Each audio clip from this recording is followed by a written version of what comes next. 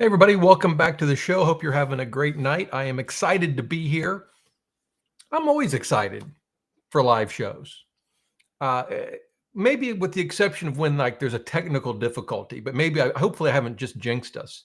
So as always, if you can give me a thumbs up that everything is working well. Uh, so I'm going to talk a bit about Boldin, and because for some reason, I've gotten a ton of emails. Is emails or is it email? In any event, messages about Boldin questions. I see the thumbs up. Thank you.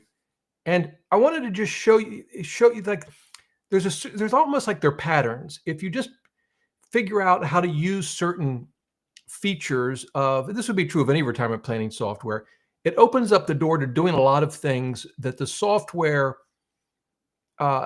doesn't do in an obvious way. You'll see what I mean. Before I do that, just a couple of quick things. One, if you subscribe to the newsletter, it goes out every Sunday morning. If you don't, you can subscribe with the link below the video. It's a free newsletter I send out every Sunday morning. It's, I think, pretty good. Some folks reported issues. They clicked the links. I linked a bunch of stories, articles in the newsletter, and apparently the links weren't working for some people. That often happens when you're using a VPN. If you don't know what that is, you probably don't even need to worry about it, but it's a way to mask your traffic if you're at home, mainly from your internet service provider. In any event, I got a lot of emails from folks saying the links didn't work.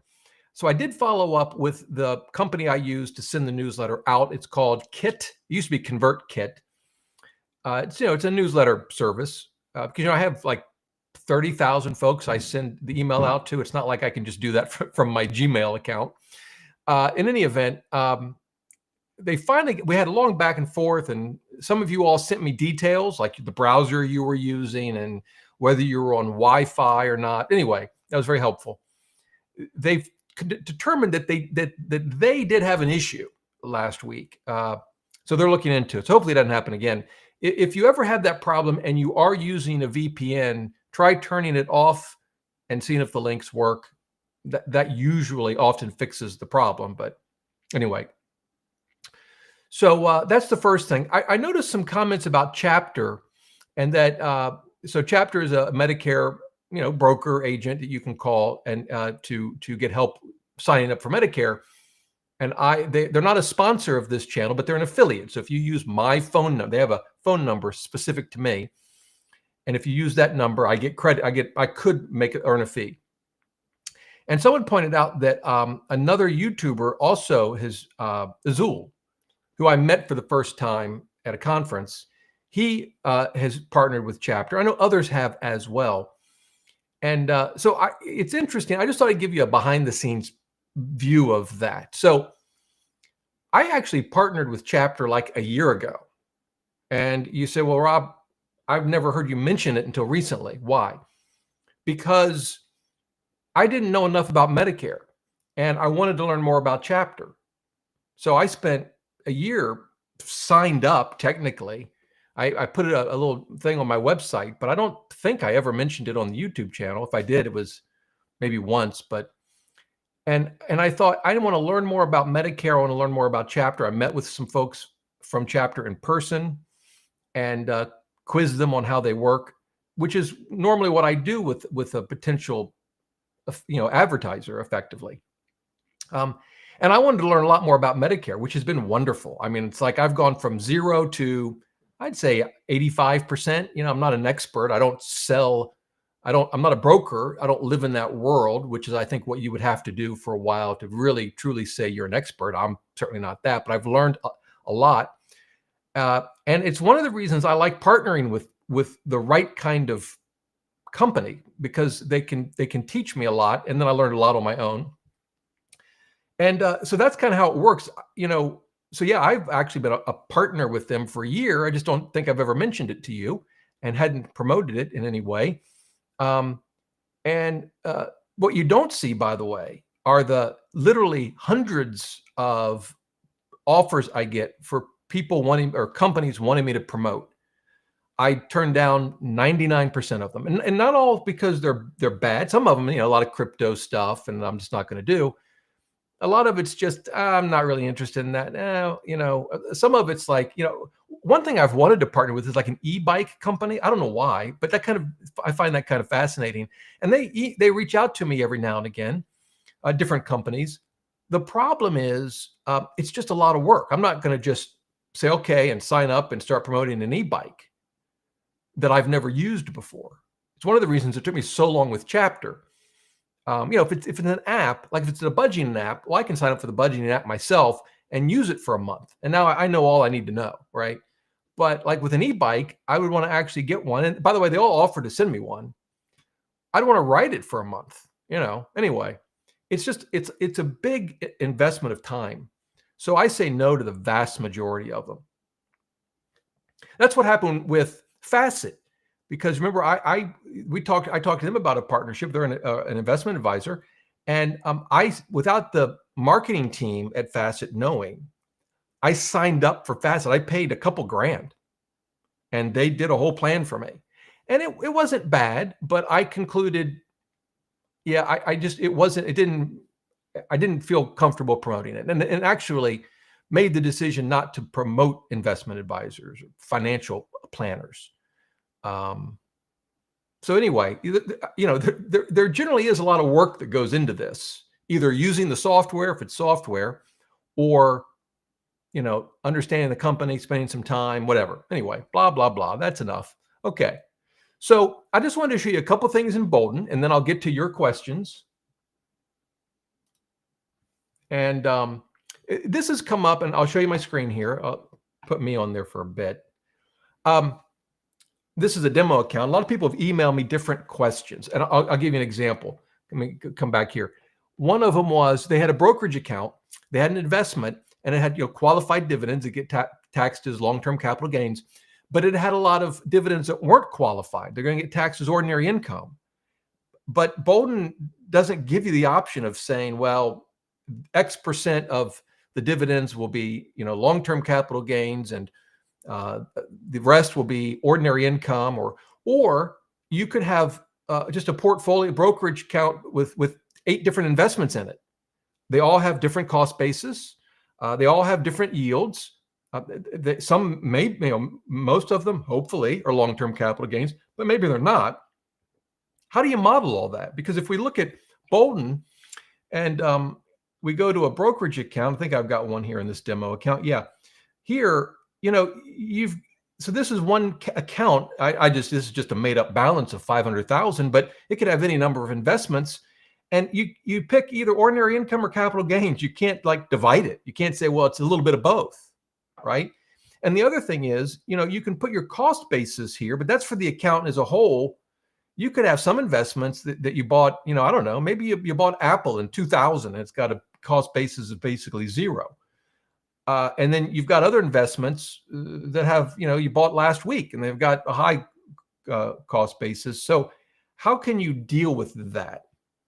And so the first thing I would say, this is the first question you should always ask when you're dealing with any retirement planning software, and it doesn't model your situation perfectly. Okay. It's going to happen. I don't care if you use Prelana, Maxify, Projection Lab, Boldin, whatever. The first question I think you should ask is, does it matter? No matter what you do, you're never going to model your situation perfectly. And you're going to have to input a ton of assumptions anyway. And this is going to project out over decades. We really want to avoid having perfection be the enemy of good, as they say. I don't know who says that. Someone's, I'm sure, said it. So that's really the first question. Does it matter? Is this good enough? It's primarily long-term capital gains. Is that just good enough? But let's assume it's not. Let's assume that half of this balance is capital gains and half of it's ordinary income. What do you do? Well, you could just say, all right, well, this is 250,000 and it's capital gains. We'll just leave the cost basis alone, but you could figure out what that is. If it's different, for this 250, we'll save it. And well, let's add an account, right? What type is it? This is going to be a brokerage account. Here we go. And you could say I don't know, I'll just call it short-term cap gains investments, right? Or it could be ordinary income, or you'd call it something else, maybe the name of your investments. And this is 250. All right. And the tax treatment for this is ordinary income. Now, the rates may be different now because of the types of investments, right? The first one we did might have been stocks. Maybe this is fixed income that you have in your taxable account. I don't know, whatever. But the point is, you can divide in this case, your brokerage account. It might be one account at whatever, let's say Vanguard, but you can divide it into two accounts inside of Morningstar, inside of Boldin. And once you know that pattern, that idea, you can use it for all kinds of things. So I break out our Apple stock as a separate, if you saw my personal Boldin account, this would say Apple stock. And the reason I've done that is because the cost basis is so low. And where's my Apple stock here? What you can then do is, if we go to money flows, we can go to withdrawal order. And if we wanted to customize it and edit the order, what I do in our personal Boldin account is I take the Apple stock, I move it all the way to the bottom. I could just say, don't include that in drawdowns, but in theory, we could eventually get to that. We use it mainly for charity contributions to a donor advised fund. But by breaking this out into its own account inside of Boldin, I can now use it now and change the withdrawal order. Right now, I'll save that. I don't know why I'm saving it, but I'll save it. The other thing you could think about is, let's imagine, so we've got this checking account. Let me customize this again. We've got this checking account. It's probably got more money in it than it should, but it's got 100 grand, whatever. Let's imagine that for tax reasons, first of all, let's assume, let me actually change this. Let's go back to the checking account, and we're going to give it a more reasonable, at least in my mind, a more reasonable balance. We'll say it's got 10,000. That's your spending account. You fill it up every month or quarter or whatever, and there it is. And so when you look at withdrawal order in Boldin, where am I going here? Here we go. We'll customize it. This is always going to be first, right? And you'll constantly be, or Boldin will, I guess it depends how you do it. But if this goes to 0, then let's say you want, we'll just assume you want your Roth, right? Because you want to keep taxes to a minimum this year or for the next 10 years or whatever. That's good, except, wait a minute, your brokerage accounts, they give off interest and dividends. In fact, we just talked about that. One gives off short-term capital gains in our hypothetical. The other one gives off qualified dividends. Well, how do you do that? Because you want to spend that, actually, because it's already taxed, right? But you can't, what are we going to do? Well, you could go to transfers. We could create a transfer, and you'd have to do this year by year. Well, that's not true. You wouldn't have to do it year by year. There's some issues. Again, this is where we don't let perfect be the enemy of good. We can say, we'll just pick one of the brokerage accounts. For our purposes, it doesn't matter. And we're gonna send this money to the checking account, right? Because these are dividends or interest or whatever we want to spend as part of our retirement plan. And let's just say we had 250,000 in there. So let's say it's $5,000. It's 2%. So that's what we're expecting in some form of taxable income from that account, right? And so we could say, well, we're gonna start in, we'll just say January 26, and it could be annually until, it depends on your set of circumstances. Let's just say it goes out, I don't know, till January 31. So what this is going to do, it's obviously going to move money from your brokerage account. And I'll just show you this effectively. We can actually go back to withdrawal order. It's coming out of this account, and it's going to sort of skip over your Roth IRA and put it in the checking account. And as a result of doing that, in order to meet your spending for that year, Boldin won't have to take as much out of your Roth, right? Because it's got an extra $5,000 in our hypothetical from this brokerage account. All right. Hope that makes sense. Hopefully this is useful to somebody. I wonder if anyone's even still watching. See, this is where I can't get any, audible feedback from you guys. Anyway, I'll just show you, let's see here. I'll show you one other thing to finish this up. I would just say, once you understand creating multiple accounts rather than having to have one account match a real world account, and then the withdrawal order and the money flows, you can make this as sophisticated and complicated as you want. Yeah, so that's, I guess, the big takeaway there. I'm trying to think. There was one other thing that I'll show you, and it's in income. Pensions are really neat. They're very handy because you can use them even if you don't have a pension. The thing it allows you to do, let's assume you're going to get a monthly distribution, you're currently receiving it, but I'm going to put in here real estate investments. Let's say you own single family homes and they generate cash flow for you. We'll just assume $1,000 a month, whatever. And you can stop at any time. But here's the thing. You say, well, wait a minute, Rob, why are we adding this as a pension? Because one of the things we can do as a pension is we can say this is not taxable. And you might say, well, why would we say that? Well, it's because, and I can speak as a former investor in single family homes, for at least a long while, your cash flow might not be taxable because of all the depreciation and other deductions that you get.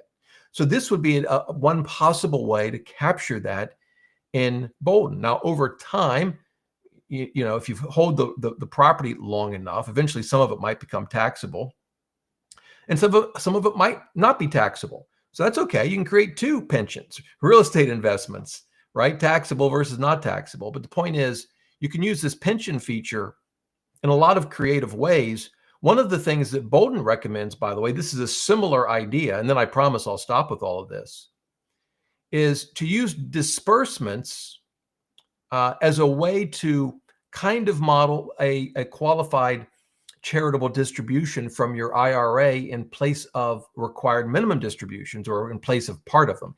It's not a perfect solution in my mind, but the idea is you put the amount, when it's going to happen, and then you make the disbursement tax deductible. And it's not, in that case, it's not a perfect solution in my mind, but it apparently gets as close as we can right now because Boldin doesn't have a QCD feature. It's apparently going to happen. I don't know when.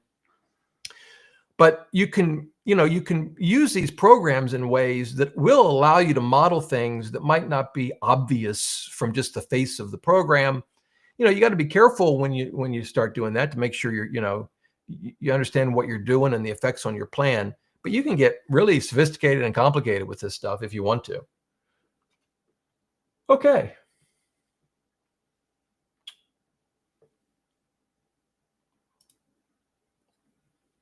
Now to your questions. I'm kind of taking these a bit out of order, but I'll go back to the top. But Fred, this is about Boldin, so why not? He says, am I missing anything by not using the detailed budgeter? Well, let me show you the detailed budgeter so we know what we're talking about here. How do I get back to it? So recurring expenses, I use the basic budgeter for this demo, but if you go to detailed, you can break out, expenses by category, right? And if you do that, this is home related. You can add an expense, and we'll say home maintenance. I don't know, and you can give it a label, monthly, and you can break that spend out. Here's the real key. You can distinguish between must spend and would like to spend. So you can think of it as needs over here and wants over here. And then you can use that to model in Boldin. Can you meet your needs versus can you meet your wants, right, in the plan? And I think for some people, that can be very handy. If because of your Social Security and your pension, you don't even need to spend any of your savings, you probably don't need to do that. Or you're only spending 1 or 2% of your savings and you're 65 and, you probably don't need to get to that fine a detail. But if you're more like spending 4 or 5%, I think it can be extremely useful to understand the difference between what you must spend and what you want to spend. I'm sort of thinking through how I want to describe that, because as I'm slowly working on this book I've been writing, that's going to be a big part of it. And how did I had it set up with needs, wants, wishes, and in my mind it was WTF. I'll explain that. So the needs are obvious. Needs are needs, right? Food, shelter. Wants would be the kind of monthly things that you'd like to spend money on, but if it came down to survival, think COVID when we got locked up. We weren't going to the movies, we weren't going out to eat. We could survive without that. Those would be wants in my mind. Wishes are more big time, one time spending that you really you want to do, but again, you could live without it, like a big vacation, a big remodel, a sports car, I don't know, expensive hobby. And then I'll probably come up with something other than WTF. But that's the kind of like either unexpected or it's hard to plan for, like, long-term care or just big time emergencies, probably mainly around health. So that's sort of a bigger picture as how I think through it. But back to the question at hand from Fred. Yeah, I think that I think whether you should use the detailed budgeter depends on your specific circumstances. I think for some people it could be very, very useful. Okay, let's go back to the top and see what everyone's up to. Oh, I want to do a poll real quick. So just so you know, your answers to any poll are totally, they're not just confidential. No one know, like I don't know how you voted. All I see are totals. I don't know who voted. I don't know how you voted. But someone asked me to do this poll. I think it's a good one. What is your net worth? If you want to answer. So we'll say it could be negative, but and mine was negative when I graduated from law school. So been there, done that. But I'll say 0 to $1 million is one answer, and then we'll say 1 million to we'll say 2 million, and then we'll do I don't know, 2 million to 5 million. And then I guess 5 million plus for you big spenders. I don't know. Yeah. Let's see what you guys say about that. And I'll go back to the top and find some questions. Noreen, glad you're here tonight. Welcome. By the way, I am going to do another live interview. I've got one tentatively set up. Well, we've been emailing. It's someone who helps people with their retirement plans. So they're an advice-only advisor. So there's fee-only, but fee-only just means they're not getting paid by commissions from the insurance companies and all that, but they can still charge you a 1% AUM or more. You charge 3% AUM, you're still fee-only. Advice-only is we don't manage investments for you. We're advice-only. That's like Mark Zorel. I don't know if he maybe manages investments for some, but he's primarily advice-only. Anyway, I'm talking with someone who try to set up a live Q&A, and they, for example, one of the things they do is they'll look over your retirement plan. They typically use Prelana, but they have worked with Boldin too. But I think that'll be fun because I got a ton of Prelana questions for them. So that's coming up maybe as early as what day is it? Monday, possibly next week. So if you want to know if that's actually happening, subscribe to the newsletter. All right. Bill, welcome. Annapolis, Maryland, not too far. All right. See the Buckeyes, 42-3. Yeah, that was good. Penn State, what's going on there? I have a friend who's went to Penn State. We have a wager every OSU Penn State game. Whichever team wins, that person has to buy the other one lunch. I've been buying them lunch for like a decade. I'm going broke. This friendship is like the most expensive thing. It's like the number one budget item. I wish he were watching tonight, but I'm confident he's not. John, I'm glad you found the Medicare content helpful. There's probably a few more I'll do over the next month or so. I thought about so I had Chapter on, but I thought about getting a retirement broker, another one on. Not I don't have any other sort of affiliate relationships with anyone other than Chapter. So I thought, well, maybe I'll get another one on, just someone who's really smart. I mean, I thought Ari was great, but maybe it's a different perspective. I don't know. Okay.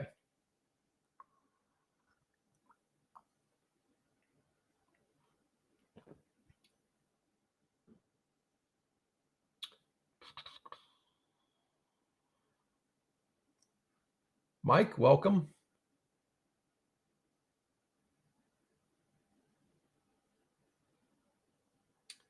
All right. Oh, DP has a one-on-one with the Boldin advisor this week. Well, if you care to, shoot me an email and let me know how that goes. I get emails from a lot of folks asking me about Boldin's advisors. I've just never used them, so I can't really comment on it.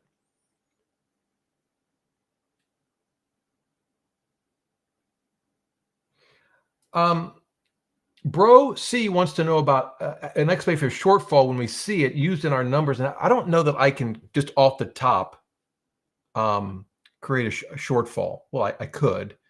I'll have to work on that. Let me work on that, and I will maybe I think what you're talking about by shortfall, I assume you're talking about this chart. So the way Boldin is organized, the plan is basically where you enter all your data, right?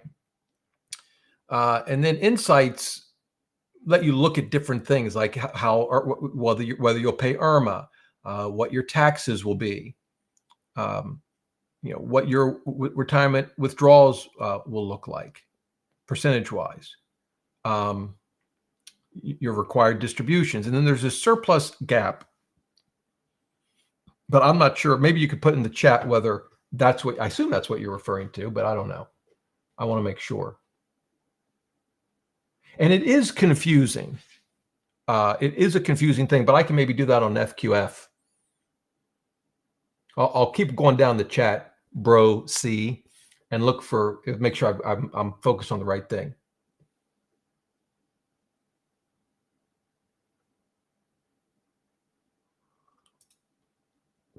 PH.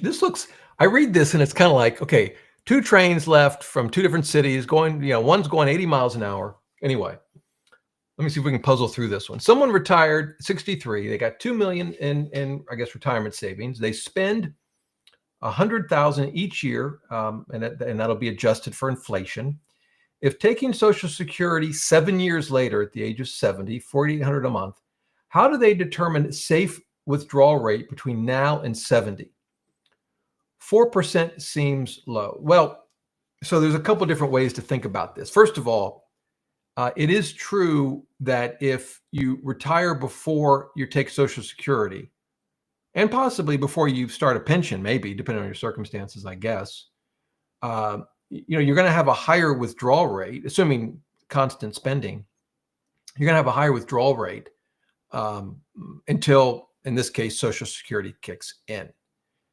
The question is going to be, well, is this plan reasonable? So if you think about 2 million liquid assets, if you just followed the 4% rule, you could take out 80 grand, right?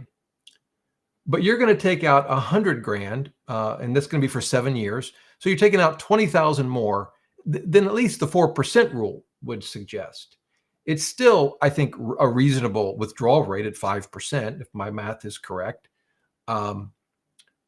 Most years, going back to 1871, an initial withdrawal rate of 5% would survive. But of course, we know that there are going to be times when it wouldn't. And we can just visually look at that. We've looked at this app before, but we can look at FI Calc. We can even put in the 2 million is that 2 million? I need commas. Where are the commas? Okay, that's 2 million. Whoops. Sorry about that. Okay, we'll just leave the asset allocation alone. And we could go to 100 grand inflated for inflation. We're at 80%. So, whoops, you can see it's going to just fall on its face in the 60s and probably around the Great Depression, the stock market crash. We'll look at it. Yeah, so 60s and early 70s, high inflation in the decade of the 70s, some bad markets. 73, 74 was a brutal market. So you have a lot of, you run out of money. Now, if you click into any one of these, by the way, it will tell you when you run out of money. And that's important. Did you run out of money in year 13 or year 29? That's a big difference. Anyway, we don't need to go into the details. But and just to go back here, I'm sure there's a sprinkling of some, not as many as I would have thought, actually. A couple during the Great Depression. So, I guess the night, yeah, those were tough years. Wasn't Teddy president? I guess during some of these, I don't know. Anyway, I guess there was World War I. So anyway, you get the idea. So back to this question. Still, 5% is not crazy. And then at 4,800 a month, at least in today's, and that's presumably today's dollar. So you're going to get COLAs from now till then. It'll be adjusted. But that's 60 grand. So you're only going to need 40 grand at that point. So like, I could look at that just off the top of my head and say that's going to be fine. That would be my gut instinct. That's going to be fine. One thing you could do, of course, you can use Boldin or Prelana or Projection Lab to model that very easily. Yeah, we might even be able to model it here now that I think about it, because so right now we can model it right here for free. I like it. What we can do is add some extra income. So we're withdrawing 100,000 adjusted for inflation. So we add some income, and we'll call it we'll just call it SS for Social Security. And we'll just assume it's going to be 5 grand, right? That's 60,000. There we go. It's going to get adjusted for inflation. We'll bring it down a little bit. Why not? And it's going to start 7 years into retirement, and it repeats indefinitely because it's Social Security. I'll take the comment off the screen so I'm not hiding anything. There we go. That's what it looks like. I'm kind of nervous. I said this would be fine. My gut told me it was going to be fine. FI Calc could show me that I don't know what I'm talking about, which wouldn't be the first time in all fairness. Okay. 100%. Woo! Anyway, you get the idea. Yeah, I mean, it's an interesting thing because when you look at all the 4% rule paper and all the guardrail papers and all the rising equity research, it's all good stuff, but it assumes a certain smoothness to life, and life is lumpy. You retire, your spending is lumpy. You're not going to spend the same amount in your 90s as you are in your 60s, probably. And different incomes will come and go. In some cases, like Social Security, maybe it doesn't kick in for 7 years. On the other hand, maybe you retire and you have part-time income for the first 7 years. And so your income after 7 years doesn't go up, it goes down because then you fully retire. I mean, that's just life. And so you've got to be able to model it in some sort of dynamic way. And that's what retirement planning software does. And, something like FI Calc, you can do it a very basic sort of thing. This uses historical data, which is great. I mean, it's, so yeah. Great question though. All right. So Dave, so this is kind of like Chapter, where I had him for a year and never talked about him. This has been in my closet a long time. So I was wearing the typical kind of untucked shirt that I wear on the show. And my wife looked over at me and basically said, you need to up your game. I mean, those shirts, how old are they? So it's like we need a new wardrobe, new costumes. So this is not new, but I wore it tonight specifically for my wife, who won't see it. She is not watching this show. But yeah, I think I'm going to go to Untuck It and get all new shirts. And by that, I mean like 4 or 5 new shirts. Okay. Now, Untuck It should be a sponsor. That's who should sponsor the show. I don't think I've ever had a sponsored video on this channel. I proposed to a company, a sponsorship. I don't know if they'll do it, but here's what I said to them. I said, I want you to sponsor the channel. I want it to be a long-term sponsorship. I'll mention this video is sponsored by, and I want to work it out so that we can work out the arrangement so that I can turn off all of the YouTube ads that pop up before the video or in the middle of the video. By the way, when I'm doing a live show, I don't turn ads on during the live show. I figure if you're kind enough to watch, I'm not going to have you sit through ads. But I said to them, I'll be able to say on every video, this video is ad-free thanks to our sponsor, blah, blah, blah, blah, blah. And it's someone that I would accept as a sponsor without hesitation. Some of you could probably guess who it is. It's not a current affiliate. But I haven't heard back, so I don't know. I thought that was clever, though. They won't compete with ads, and you guys won't have to watch ads. Anyway. Let's see how rich you guys are. Hang on. Wow. So 13% are between 0 and a million. 25% are between 1 and 2. 44% are between 2 and 5 million, and 18% of you have more than 5 million bucks. I think you guys should be doing the show. Okay. By the way, I get tons of emails, as you know, like, I don't know, 200 or 300 a week, maybe. I occasionally get emails from other YouTubers. I got one email from someone a couple years ago they've got like 8 or 9 million subscribers, and it's not in the finance space. And I had fun emailing back and forth. He's emailed me a couple of times. I got another one this week from someone whose brother has a music channel with like 5 million subscribers. And he had a question and I responded to it. And it was just, you go to see these YouTube channels and it's fun just to see what other people are doing on YouTube. It's amazing. Anyway, I don't know why I went through all that. Okay.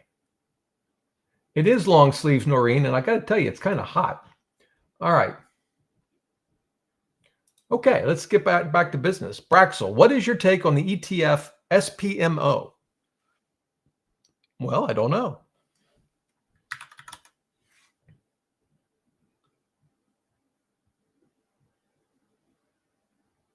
Oh, it's a momentum ETF. So it's a Invesco S&P 500 momentum. So the idea, there's a couple of different ways to think about momentum, but basically the idea is it's kind of like, you know, an object in motion stays in motion, an object at rest stays at rest. You know, a stock that's going up tends to keep going up, obviously not forever, but there's this idea of momentum. And it's one of the reasons, by the way, that some would say don't rebalance too frequently. Maybe, maybe once a year, maybe once every other year, some would argue. I don't have a strong opinion on it, on that particular issue, but that's sort of the idea behind it is that there's, that momentum is a real thing.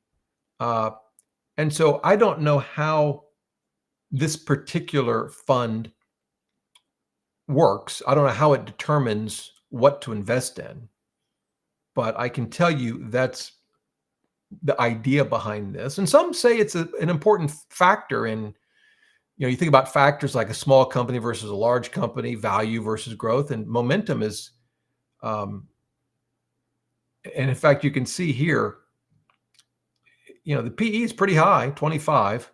By the way, just to put that into perspective, if we look at VU, which is just your standard boring S&P 500, it should be a little lower. Yeah, not much, 23, we'll call it 24. I guess it's not a big difference. This definitely tilts a little more towards growth. I'm curious, it's got to be the tech, right? It's only got 99 holdings. Broadcom, NVIDIA, Meta. Where's Apple? I guess Apple's not had as good a year, so maybe it doesn't meet the momentum criteria, or it meets the momentum criteria in the wrong way. I don't know. So, my take on that is I think for some relatively small part of a portfolio, if you want to sort of take advantage of some type of factor, it could be momentum, could be tech growth, could be value, which is usually the direction I would go, small cap. I think that's reasonable. This particular fund, again, if I were going to invest in it, I would first have to understand how it defines momentum. Its expense ratio is only 13 basis points. So it's either, could be an index. I don't know if I've never looked up it to see if there is a momentum index, wouldn't surprise me, or it's something Invesco has come up with on its own, but it's probably an index. Here, let me see if I can pull up the Invesco website on this real quick. Morningstar is good on the data, but it's not good on describing how the fund actually works. Let's see here. Oh, it's an index. Yeah, S&P 500 Momentum Index. Yep, so it's an index fund. I I would be personally, I would be nervous to put money, a significant portion of a portfolio in something so niche like that. But there are certainly investors that are big time believers in momentum, and there's academic research on the concluding that momentum is real. It's a real factor. And I think if you wanted to tilt your portfolio that way, I've not researched this ETF, but just based on looking at it for 3 minutes, it would certainly be in the list of funds I would consider if that's the way I wanted to invest. I'm not sure that's like the greatest endorsement. I'm not really trying to endorse it, I guess. So that's good that it's not a good endorsement. Okay. Well, so Rick says, since inflation can be so impactful in retirement, is it a weakness that Boldin does not use a Monte Carlo approach for inflation? Well, actually it does. Let me, if we go, so we were looking at insights here, right?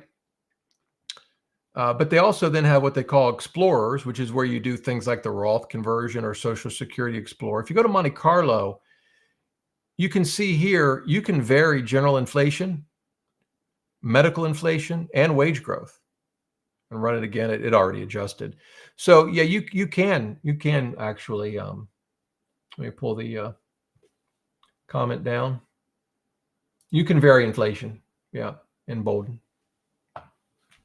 Okay. Let's see.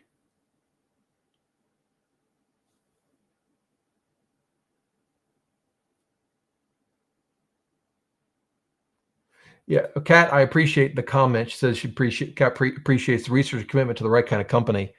Yeah, it's just and for chapter, the thing is I can't use it, right? Because I'm not 65. And so that's why I was very slow. And that's also why I'm asking folks to email me if they use them. I want to hear the good, the bad, and the ugly. I will say, I've received thousands and thousands of emails over the last 5 years. The views about Medicare, it's almost like we're talking about politics. The emails I get and how strongly people feel about some aspect of Medicare Advantage plans or brokers or whatever, it really surprised me. So I'm very sensitive to that. I mean, sensitive in the sense that I want to hear feedback about the company.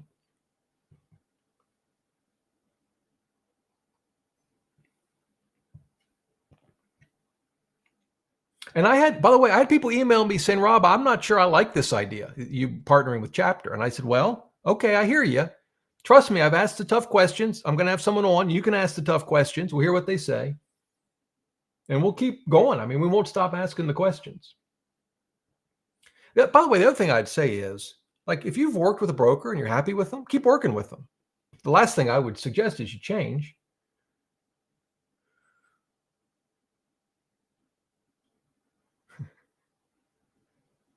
Let's see.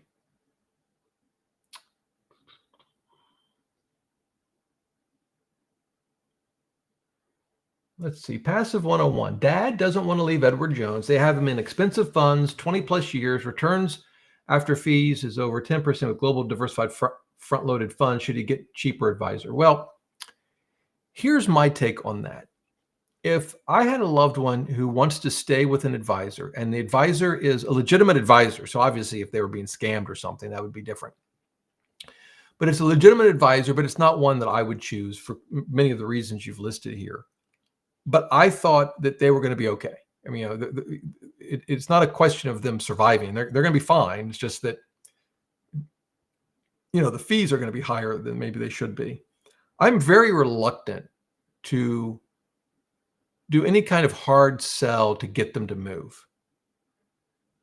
Because I think, and particularly if they're not comfortable with investing. They've hired someone because they don't want to think about it. They don't want to deal with it. It makes them nervous because I fear that they go to Vanguard, let's just say, and get into low-cost index funds, and then the market drops by 30%. Of course, we know that's got nothing to do with the fact that they moved from, let's say, Edward Jones to Vanguard, but it could really cause them a lot of angst, and it could damage your relationship. So I'm very careful about pushing people to see things my way, unless I truly believe they're doing themselves significant harm.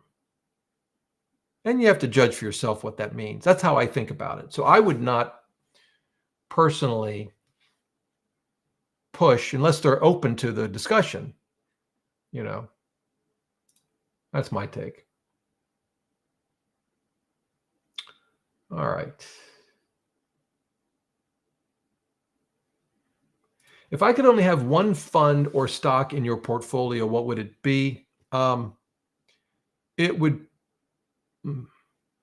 probably be some kind of balanced fund, like a Vanguard Lifestrategy fund, or it wouldn't be a retirement date fund because the allocations keep changing. There are some other companies that have some balanced funds, but probably Vanguard Lifestrategy fund is one that comes to mind. Yeah.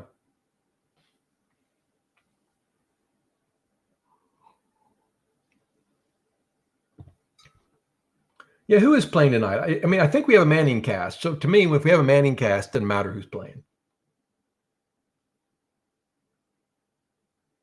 All right. By the way, I guess it's baseball, right? October. I don't even know who's in the playoffs. I don't think the Reds are. Are the Reds in the play? That's how closely I follow baseball. No, the Cincinnati Reds are not currently in the playoffs. Well, if they're not currently in the playoffs, I think they're probably not going to be in the playoffs this year. Their season ended on October 2nd. Lovely. Okay.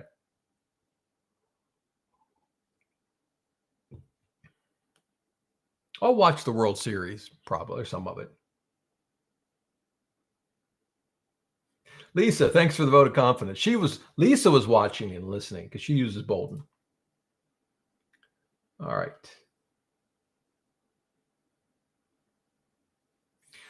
Noreen put up the direct link to Boldin, which is not my affiliate link. That's okay. It's all good. It's all good. All right. Here's an interesting question. So Kevin says, these sites, I assume you mean the retirement planning stuff, and apps have come such a long way in a short time. What do you think the future holds for them? Any new features, integrations? So I think one of the biggest things will be interesting ways to integrate AI. I noticed, let me see. One of the things I've noticed with Boldin, let's see, is, and I'll show you, they've integrated AI into support here, this little box here. And so if you ask questions like, I'll ask a question and it won't work. Let me get rid of the comment so you can see what I'm doing here. How should I model rental income that is tax-free? I don't know. That's a trick question. So if AI doesn't figure this out, that's okay. Oh, look at that. Added as a pension. They got it right. That's what I walked through earlier today. So that's phenomenal. And I don't know if you can read that, but it says for tax-free rental income added as a pension in my plan income and select no when asked about taxation. So now that's AI on how to use the software. I think what we'll eventually see is AI that allows you to query the software in the context of your own data. And so here's how I think about it. With any software, and we can go back to Boldin, Boldin decides what you're going to see and how it's going to look, right? You got this chart, you got that chart, you got this over here and insights, and the Boldin engineers decide what you see and the data you get and how you get it. And if you think about help, they also decided that, right? They write the help documents that you can read if you want to. Of course, you can always contact support, but you know, in terms of help documents, you see what they write. Well, as soon as you add AI like we just did, now you're in more control. You can decide what you get and how you get it. Now, obviously, it's limited to what AI can do, but we just looked at it in terms of helping us try to figure out how to use the software. But now imagine asking it questions about the data that's in your plan and even having it create charts. Can you create a chart for me that shows my spending, blah, blah, blah, whatever? And it's an easy thing to do. Some software like Origin is a budgeting app. I mentioned it in the newsletter because you can get a year's subscription for $1, and they are an affiliate. But they've integrated AI into their platform, and I've tested it. But it's still, I think, it's the first inning, right? Like I could say, how much did I spend in coffee? And it'll tell me and create a chart, the bar chart over the last, 3 months, let's say, of what I spent at Starbucks or whatever. It'll get a lot more sophisticated than that. One wonders, by the way, if AI will get to a point, don't tell Boldin or Prelana or Projection Lab, but we'll get to the point where we don't need software like that. We can just ask AI and it'll generate the charts and the analysis, and I don't know. Or you can just have AI build the app for you. We're definitely not there yet, but who knows? Okay. Oh, let me go back to the poll. So it looks like the numbers didn't change, but someone wants a new question. That's a good one. We'll ask this question. Josh suggested, I like it. So we're going to end this poll. So by the way, 40, 50, almost 60% of you have at least 2 million. And 30, 42% between 0 and 2 million. So I appreciate you guys answering that. 400 votes, 414. I can't vote, by the way. I got to talk to Mr. YouTube. I can't vote my own poll. Have you reduced your stock allocation due to valuations? Yes. I'll say yes, a little. Yes, a lot. I don't know what a little or a lot means, but you can decide for yourself, or no. We'll see what you guys say about that. That's a good question. So we do have a big game against. Are we playing Illinois? They're tough, right? Indiana. I mean, there's some. It's interesting. The Big Ten shifting. Penn State's had trouble. Michigan looks although, I mean, the UCLA game, anyway, it's interesting. Yeah, this will be a tough game. I think we go to Illinois, don't we? Yeah, we go to Illinois. So, yeah, I'm nervous. What's yeah,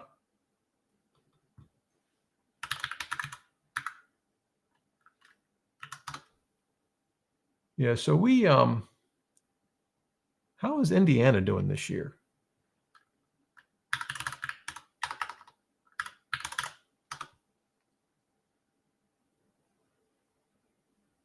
They're doing great. Have they played anyone? They beat Maryland, and Maryland has an interesting team. Is that this year they did that? Maybe not.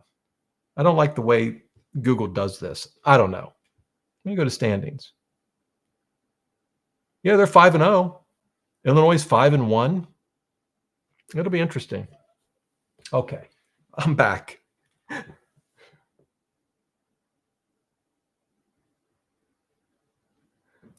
Fast Eddie talks about the sort of the average age, and you are correct. A large percentage of folks that watch the channel are 50 or older. That is true.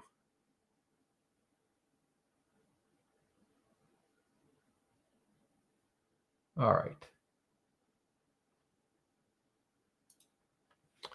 So ECS wants to know if I think the market is overvalued. Are we heading to a crash by the end of the year? Two different questions. I have no opinion on whether we're heading to a crash by the end of the year. I mean, we will have a crash just because they will happen as long as there's a market. I think some segments of the market are overvalued when sort of compared to historical norms, right? But at the same time, when you think about sort of the large companies, the Magnificent Seven, I mean, their profits have just been phenomenal. But it is richly valued. The thing, excuse me, I don't spend time pulling data on this, but I'll read stories. The thing that I think is a big indicator of a bubble, I don't know if the data would support this, but is when you have more and more and more leverage, right? Because when people have bought assets with debt, and as soon as there's a sign that things are going south, it's just a snowball where they sell to pay back the margin, or however they're borrowing. My sense is there's a lot of leverage in the market right now.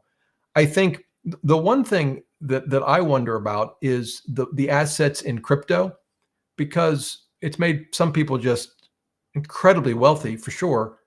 But you do have to step back and say, look, for the most part, there's no usefulness in crypto.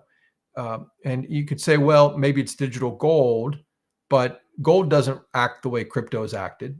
Even now with gold being up, I mean, I read that I think it just exceeded its inflation adjusted high from like 40 years ago or something.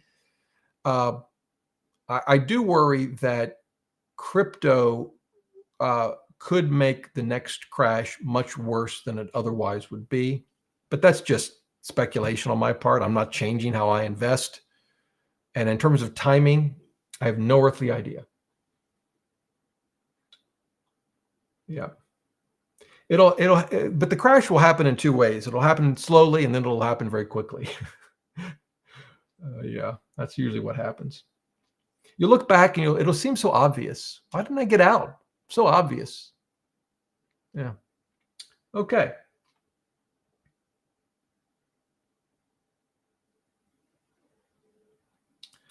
So this is an interesting question from Joshua. How have you opened conversations with your wife about investing and saving for retirement? My wife says that stocks are gambling and keeps high five figures in a checking account. So my wife basically just leaves the investing to me. I invest her money too. And we probably don't talk about it as much as we should. And in fact, I should probably have a weekly, or not a weekly. that would send her right over the edge. A quarterly conversation. We're like, maybe where we go out for coffee, not just sitting around the house, but go out for coffee. And here's the blue binder. Let's open it up, talk about it. It's been a while since we've done that. And but she doesn't. I mean, I think stocks at some level make her nervous, but not in the sense like Joshua, your situation, where she wants to come in and take her 401k and put it in fixed income or something. And so in that sense, I guess we've worked very well together. I don't know. She just lets me handle it. Yeah. So she normally is not. My watch just dinged. I want to make sure she's not upstairs listening and sending me text messages. No. Good. Normally, she's not really even interested in talking about it. She'll listen to me. Like we have coffee. I make coffee. I take it up and serve her coffee in bed every single morning. And if I want to talk about investing one day and say, yesterday in the market, we lost X dollars. Don't tell me. I don't want to know. That's what she says. She'll hear me out for, I've got maybe a couple of minutes. If I go beyond that, you can start to see I need to wrap it up. It's probably too much information.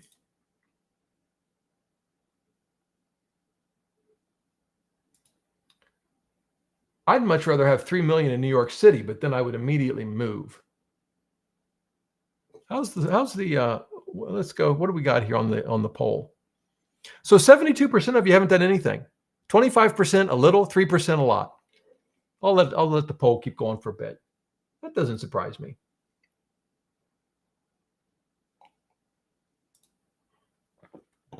Dana wants to know my thoughts on building a short 6-year tips ladder via BlackRock's iShares I bonds versus holding VTIP. So BlackRock's iShares I bonds, not to be confused with the federal government's I bonds, are fixed duration ETFs that in this case they have different kinds, but some of them hold tips, and they mature at the end of each year. That you can buy one that matures.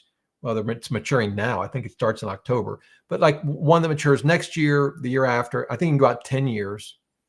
And when I say matures, the fund actually closes, and you get all your money back. So it's an ETF and holds more than one bond, but it effectively acts like an individual bond. VTIP is not. It's got bonds, and I don't know what the average duration on VTIP is. We can look it up. It's a Vanguard ETF. I'll pull it up and show it to you. Actually, I'm going to go over to Morningstar so we can just quickly get the duration. Here it is. Oh, it's short term.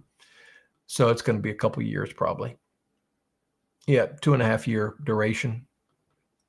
So the way I think about it, Dana, is I would use a ladder if I wanted to use it to meet certain spending needs. So in your case, it was 6 years. So maybe I'm going to get Social Security in 6 years, and I want to bridge between now and then. I might use a tips ladder, and I could spend that money each year as well. I would get interest every year on all of those ETFs. I assume they distribute interest. We can look at it.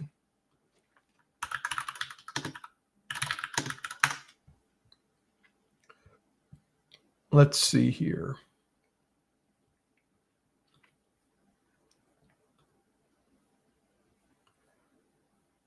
So here they are. Those are treasuries. I thought they had ETF versions.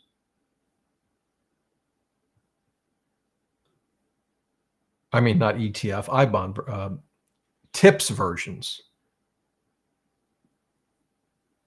Someone does. And in any event, generally, I would think of a ladder. I would think of a TIPS ladder to meet spending needs over that 6 year period. If it was just general investing, and it was part of my asset allocation, I would not build a ladder. I would just use a TIPS fund. I might not do short term, or I might do a little bit of short term, but intermediate term. So that's how I think about it. I know one of them has a TIPS ladder. Maybe it's Bullet Shares or TIPS ladder, TIPS ETF. A duration defined. Shares fixed income. I thought they did.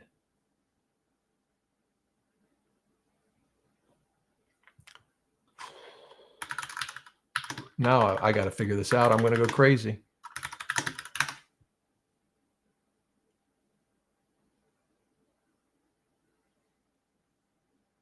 Yeah, they do. It's iShares. It is iShares. Here's an example of it. iShares iBonds, October 23rd term, TIPS ETF. Yeah. And I think they have them out for a total of 10 years. So that's how I think about the ladder versus just a fund. All right. Is it after 8 o'clock already? 8:03.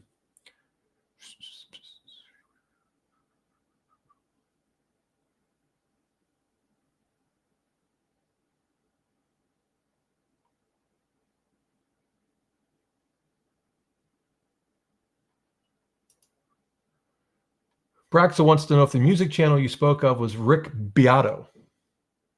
If so, he's very good at what he does. I watch him all the time. And the answer is yes, that's who I was referring to. And I watched one of his videos. It was excellent. And I'll show you. In fact, I'll just pull it up.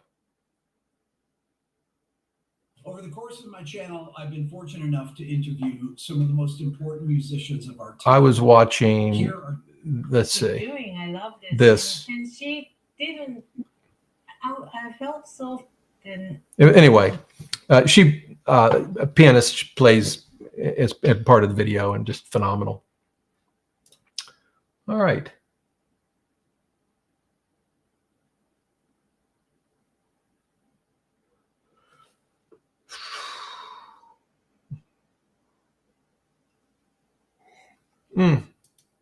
I think Michael Phelps was last time. because he's a Baltimore fan. I'm pretty sure.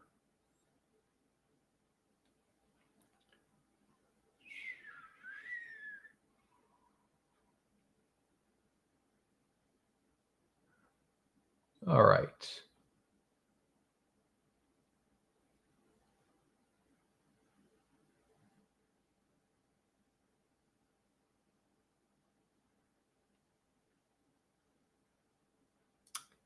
Does Fidelity have anything like Vanguard Lifestrategy? I don't think so. They have balanced funds, meaning funds that hold stocks and bonds, and they have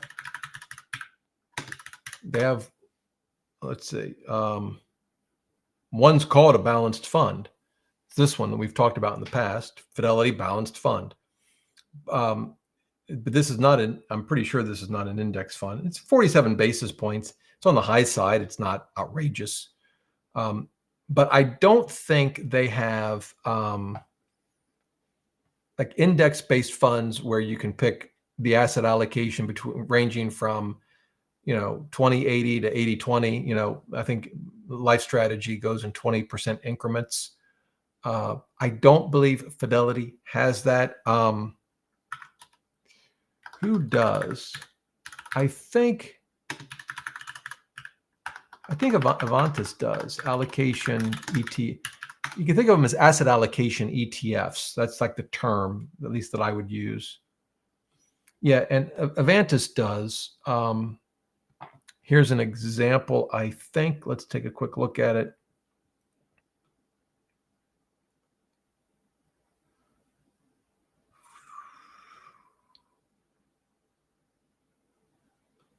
That's interesting. So they're, this is like a 70, I guess. No, this is, I don't know what this is. It says moderate allocation. That's not a moderate allocation. It looks like they've added leverage. So I don't know, but I'm pretty sure they do have, I don't know what that was. Let me go back though. I'm pretty sure they do.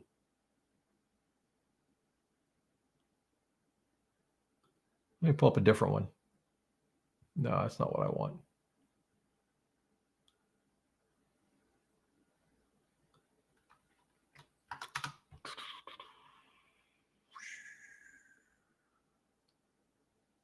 iShares has them too. Maybe it was iShares that I was thinking of. It was iShares because they have, like, for example, AOA. I'll show it to you in a second. For some reason, the internet's not working. Here we go. Yeah. So this is an iShares. It's an 80/20. They have other allocations. This is just an example. And it's an ETF. Vanguard's Life Strategies or mutual funds. That's the ticker. Yeah. I don't know that if Fidelity has that kind of fund, I'm not familiar with it. Yeah.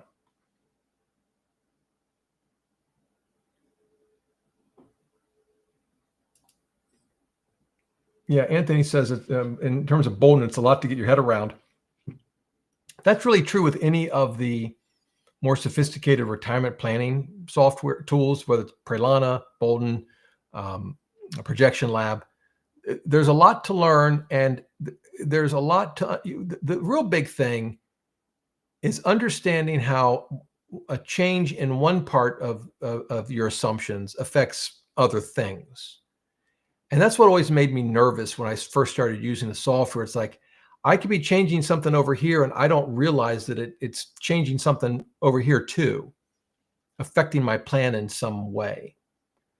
That's why, by the way, in Boldin, as an example, that's why this insights section here is so important, because you can come in and say, okay, let's see how my withdrawals are now changing based on what I just did, or how my taxes are changing. And, and that's very useful. And Projection Lab is very good at showing you those changes too. Empower, by the way, is free and has, I think, a reasonably good retirement planner. It's not nearly as sophisticated as these, but probably all that many, many people need. I mean, probably any of us could probably use Empower and we'd be fine. But yeah, you can't get into the weeds like you can with these other tools.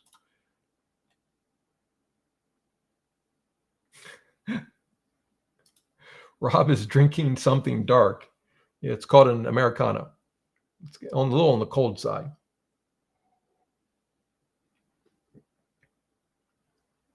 The more you can educate yourself, the less you have to trust. That is so true. That's why one of the things with Medicare that I stress is even if you're going to use a broker, any broker, you really want to educate yourself as much as you can so that you can have a good conversation with this person, ask some probing questions, evaluate what they're telling you. Yeah.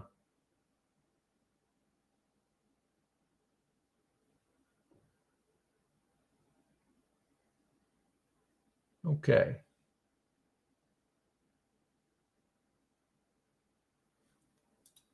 Yeah.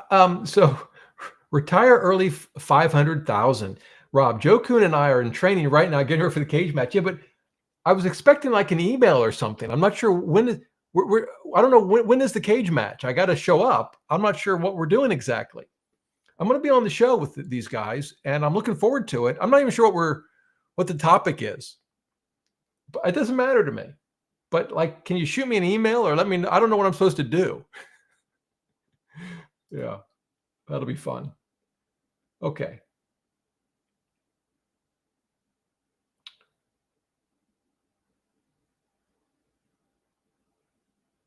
I'm watching now. My wife and I'd already seen the first 4 seasons of Slow Horses, but I watched them again, which at my age is great because I forget what happened. It's like, oh, really? That was his dad? Did I remember that? Anyway, we're now watching the 5th season, but it's one of those deals where they release it one a week. Oh, look at this. We were in the playoffs. Whoops, that's not what I wanted. The Reds made the playoffs. Wild card game. We got beat. Okay. Well, at least we were there. I got to go to one game in Cincinnati this year.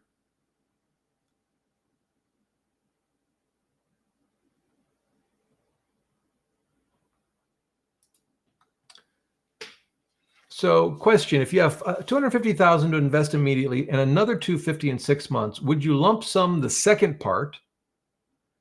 I don't know. We haven't decided what we're going to do with the first part, but would you lump sum the second part, dollar cost average the second part, or dollar cost average everything? Well, if I were investing it, I would just lump sum it. But I get that some people are uncomfortable doing that. And so I think dollar cost averaging is fine. You want to do it over 12 months? And like you said, you could lump some part of it and dollar cost the other. That's fine. You're never going to know which way is going to turn out to be a little bit better than the other because we don't know what the market's going to do. By the way, let's see. I'll show you this. It just popped up on my screen. So there was an AI Insight summary button here in Boldin that I clicked, and AI gave a summary of the data. This is new-ish. I don't remember this. I haven't read through it all to see what I think of it, but I think that's a nice addition. If we go to state, does that give us something different? What if we do like if we click a different insight? So that was, I think, so savings. This is different, right? We were on taxes. Look, we even get an emoji. I like it. So this is really just the beginning of integrating AI, but I think it's a good step. I guess I didn't realize that Boldin had done that. I like it. Okay.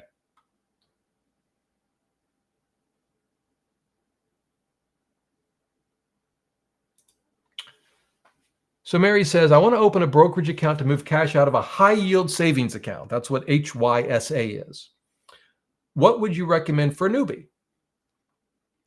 Well, my first question would be, what do you want to invest in? And by that, I mean, are you going to invest in ETFs, mutual funds, or maybe you don't know? And that's okay. I guess you could also be investing in individual stocks or bonds. If I had to pick a single brokerage, I think my preference would be Fidelity personally, because I like the way the The technology works. There are offices, throughout the country. I like the cash management account. I like the fact that you can put your accounts on lockdown, which prohibits what's called an ACATS transfer. Someone can't transfer your funds out of your account. That's like a whole video that I plan to do. So, but I'll just give you a little bit on this. And I know, Mary, this is not to your question, but when you think about someone stealing money out of your brokerage, at least in my mind, I think somehow they have to hack into my account. So what would that look like? Well, they would need my username, my password, two-factor authentication, and for me not to notice that something's going on. But what some will do, in fact, there was an article that a viewer sent me, maybe it was the New York Times or the Wall Street Journal, I can't remember, but where a couple found, they logged into an account, I think it was an IRA, and they had 120,000 missing. And no one, as far as I understand the story, no one had hacked into their account. So the trick is that what some will do is open up a bogus account in your name. Maybe they've got your social security number and other information about you at a different broker. And then if they can get the account numbers for your account, you want to keep your account numbers, you want to treat them like passwords. Don't let them out. Don't leave statements lying around. Don't throw them out, shred them. They can initiate a transfer, like they're pretending to be you and say, hey, I want to move my account from whatever, Fidelity over to Vanguard. And they were actually, this scammer actually succeeded in doing it. They didn't hack into the account. They created a bogus new account. I don't remember where it was. Oh, it was at Merrill Edge, actually. And then initiated this transfer. Somehow they got their account numbers. They had to, I think, I don't know how else they would do it. At Fidelity, you can put the account on lockdown so that if a transfer request comes in like that, Fidelity says, sorry, this account's on lockdown. Can't help you. By the way, Fidelity would say the same thing to you if you actually try to do a legitimate transfer to a new, transfer money out in some way. But of course, you could just log into your account and turn that lock feature off. It's real simple to do. I'm surprised that more brokers don't have this. I don't know. Does anyone know if there are other brokers that offer this? I don't know. I should look into that. Fidelity offers it. Anyway, I like Fidelity, but I like Schwab. I'll be honest, if I were starting out today, I'd probably I might open an account at Robinhood and take advantage of their match. I don't like Robinhood's gamification. I don't like their margin, their promotion of investing on margin and crypto. But their app is excellent. The customer service, I've never had better customer service. I have a small account there where I invest our credit card rewards. But, particularly if you're getting towards retirement, I would be at Fidelity or Schwab. Maybe Vanguard, but Vanguard has had its issues, unfortunately. So, Mary, those to me are the choices I would pick. But yeah, I think those would do well for you. If you said to me, I want to buy mutual funds, I don't want ETFs, and I want Vanguard mutual funds, I would just open it at Vanguard because you won't have any fees to buy their mutual funds. You will if you're at Fidelity or somewhere else. All right. By the way, if you're going to invest in ETFs, there's no fees, at least no transaction fees, at least at any broker I've ever been at.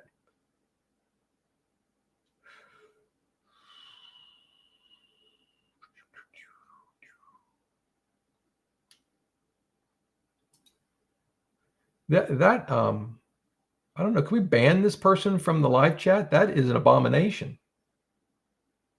That would be terrible. I mean, what's UCLA's standings right now?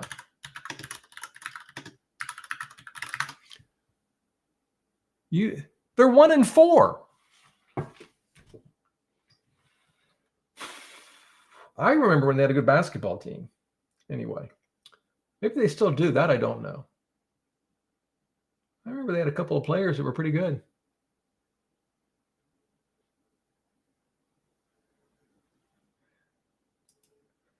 Sandbar, hailing all the way from the UK. I believe that's the United Kingdom. I've been there once. I won the trip to London. plane tickets for my wife and I, and a flat somewhere in London, and we took our kids. It was fun. It was like in terms of cost, it was like going to New York City and then paying double. Yeah. Okay.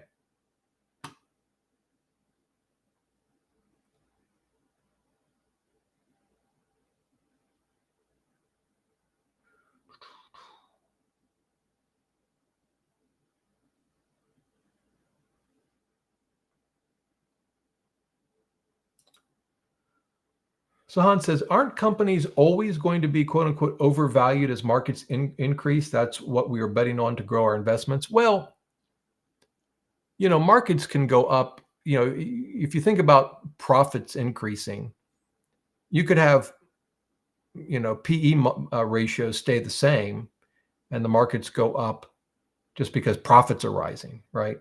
But yes, in a bull market, you have several factors at play, and one of them is often increasing PE ratios, right?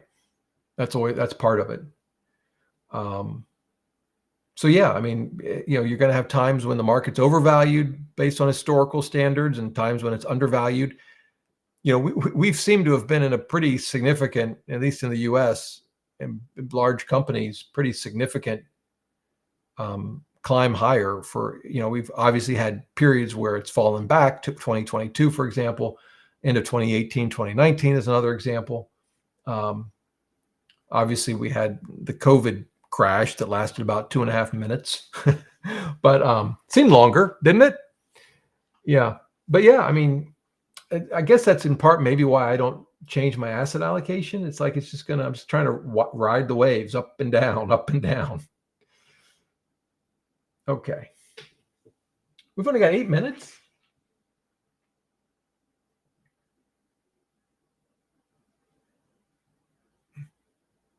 No, I don't have to schedule an appointment with my wife, although sometimes that's not a bad idea. My wife is pretty laid back.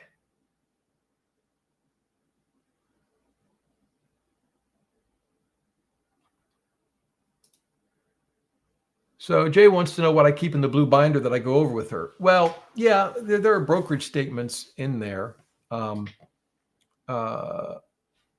I kind of walk through my investment philosophy,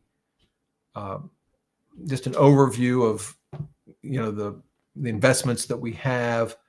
It covers our insurance, that we have, end of life documents, medical directives. So trying to think what else is in there. Yeah, that's about it. But I mean, to kind of walk her through it takes a little bit of time. And yeah. All right. PH says, been trying for 20 years to get my wife involved in finances. She just doesn't want to hear about it. Yeah, I don't know what you can do about that. At one point, I thought I would put together videos and just save them on a thumb drive. I mean, I got the equipment here, right? And I can walk her through that way. Maybe I'll still do that. I think that could be useful. One thing I want to build out a little bit more is a document that says, I don't know, I think this would be useful, but it says, okay, here's what you should do in the first week, 30 days, I don't know. And here's what you should do in the first 3 months. And, here's what you should do in the first 6 months or whatever. And one of the things I have told her, and I think this may be the most important, is if I get hit by a truck, you don't have to touch our investments for years. Leave them alone. You don't have to think, oh, what do I do with them? I mean, that's one important thing to let, depending on how you invest, but I maybe need to reiterate this as I think about it. I don't do hardly anything with our investments. They sit there. I look at them. That's it.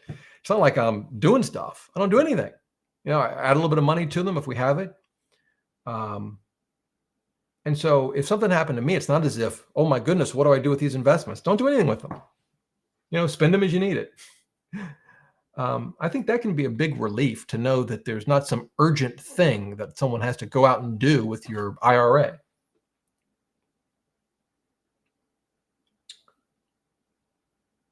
Well, here we go.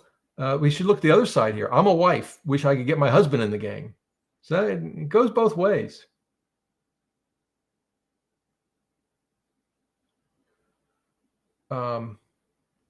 Thoughts about the Israeli stock market. I know nothing about the Israeli stock market. I've been to Israel, but I don't know a thing about their stock market. Oops. Let's see, what was that? I just put it up there. I revised expense totals upwards on Boldin and now hovering around 74% success rate from 99% previously. Strangely enough, I'm not worried. Should I be? You really can't answer that in a vacuum. 74% could be a phenomenally strong chance of success, or others would say chance of needing to change your plan, if you've got conservative assumptions, right? A lot of it depends on what your inflation rate assumption is and your returns, your rate of return assumption, and how long you're going to live. So you really can't answer 74% is that good or bad in a vacuum. It could be quite reasonable, right? So at least that's my view.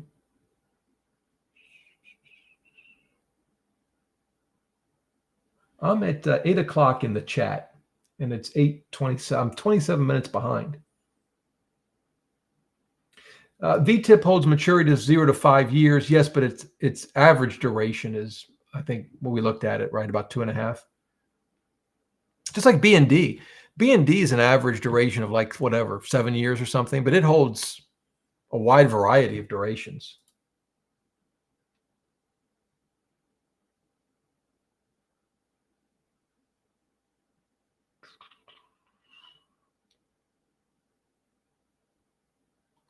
Joseph said now that they're in their 70s, he's turned his wife's assets over to a wealth management firm.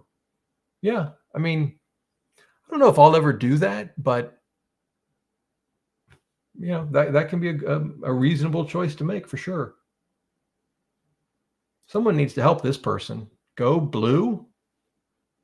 I don't even know anymore. They'll probably beat Ohio State. Doesn't matter how good our team is. All right. Let's see.